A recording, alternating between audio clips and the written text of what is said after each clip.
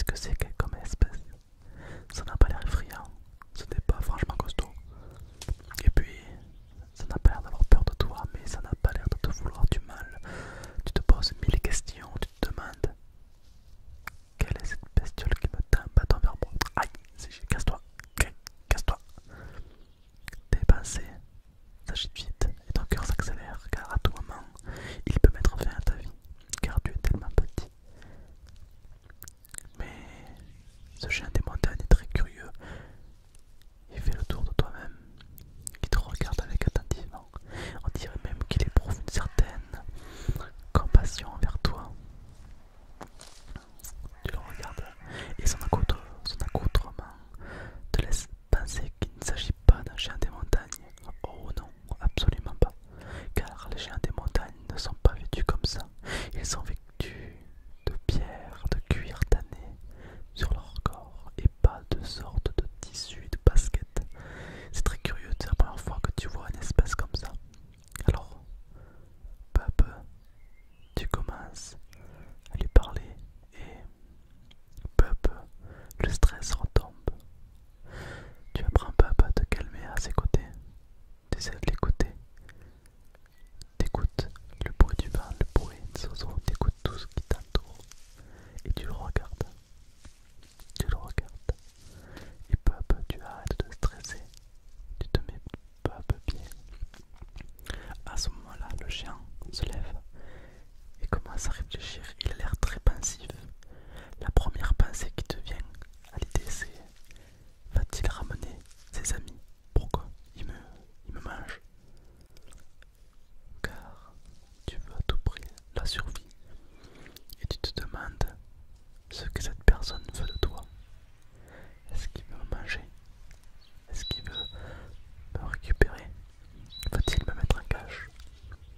Je l'ignore, mais la peur me guette et je ne vais pas me laisser avoir.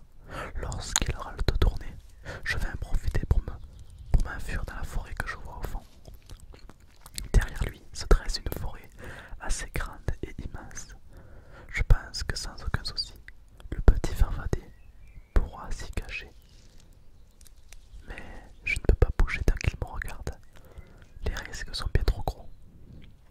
Même s'il n'a pas l'air menaçant, je ne sais quand même pas ce qu'il veut. On dirait qu'il attend quelque chose de moi. Où il va? Tu te poses mille questions, mais que fait-il? On dirait qu'il vient, qu'il part. Je ne comprends pas son langage. Je n'arrive pas à savoir ce qu'il veut. Mais qu'est-ce qu'il fait, mon Dieu? Et puis c'est quoi cette coupe de cheveux? Enfin bref, on n'est pas là pour juger. Mais une chose est sûre, c'est que cette personne n'a pas l'air de me vouloir du mal. Je ne comprends pas les signes qu'il me fait lentement avec ses mains. Mon cœur bat, j'ai peur. Je veux juste rentrer dans ma famille. On dirait qu'il s'en va. Oui, c'est mon moment. Maintenant c'est parti. Me voilà caché. Je me suis caché, ça y est. Le petit farfadet que tu es s'est caché dans la forêt et il ne me trouvera pas. C'est impossible. Le voilà qui revient. Je le vois au loin. Il me cherche. Peu à peu, il me cherche. Mais je suis trop bien caché. Je ne bouge pas, je ne bouge pas, je ne fais aucun bruit. Je retiens même ma respiration.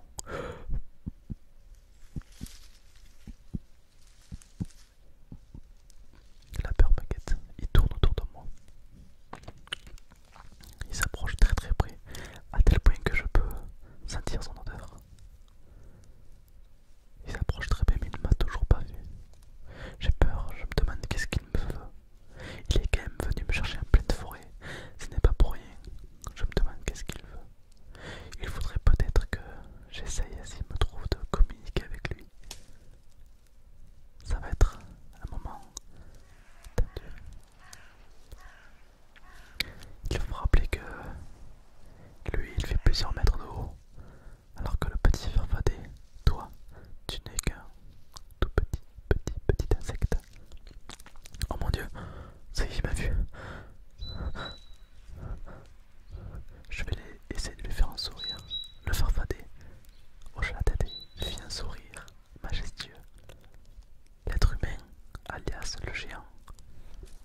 a l'air stupéfié de voir un farfadet aussi mignon que toi, aussi gentil, avec un beau sourire comme ça.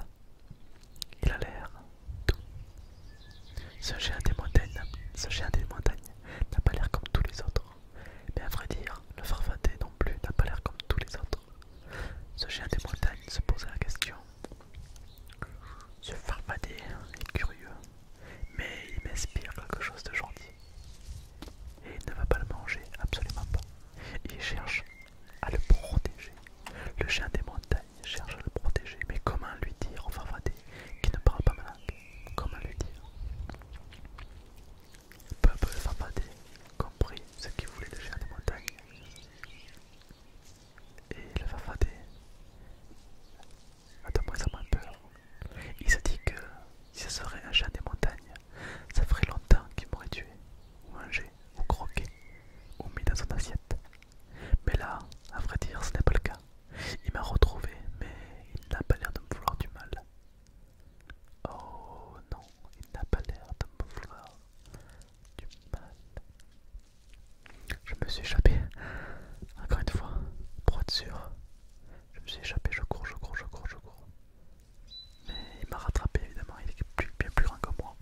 Le chien des montagnes, lui, est bien plus fort et bien plus grand que le farfadet, donc forcément, à un pas. Le farfadet, lui, en fait 1000. Mais encore une fois, le chien des montagnes n'a prouvé aucune agressivité envers le petit insecte. Et les deux se mirent à discuter. Que fais-tu ici? Le farfadet répond qu'il a peur, qu'il voudrait tout simplement être tranquille, retrouver sa famille. Et le chien des montagnes a l'air bien plus curieux que lui. Mais on peut voir à son sourire que le chien des montagnes développe une certaine affection pour ce petit être tel que toi. Tout petit être tel que toi. Il a l'air gentil, il cherche à jouer avec toi. Peu à peu, t'entends des bruits d'autres chiens des montagnes qui n'ont pas l'air aussi gentils que lui. Te dis que il a ramené sa troupe et que bientôt ce sera la fin. Ce chien des montagnes est-il si gentil que ça ou pas? Le farfadet se pose mille et une questions. Qu'est-ce qu'il attend? En réalité, le géant, qui était autre que l'humain, était une personne très gentille qui ne voulait pas de mal au farfadet, à tel point qu'il prit le farfadet dans ses mains pour l'amener ailleurs, en lui disant: j'entends des géants des montagnes arriver, il faut vite que j'aille te cacher, mais surtout,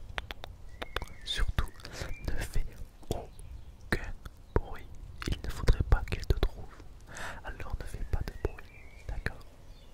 Je vais te cacher dans un lieu sûr, un coin de la forêt que personne connaît, un endroit où je suis sûr que tu seras tranquille. Mais pour ça, il ne faut pas que tu bouges, il ne faut absolument pas que tu fasses du bruit, sinon les géants des montagnes vont te retrouver.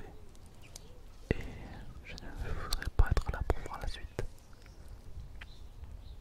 À ce moment-là, le petit farfadet était très surpris de la gentillesse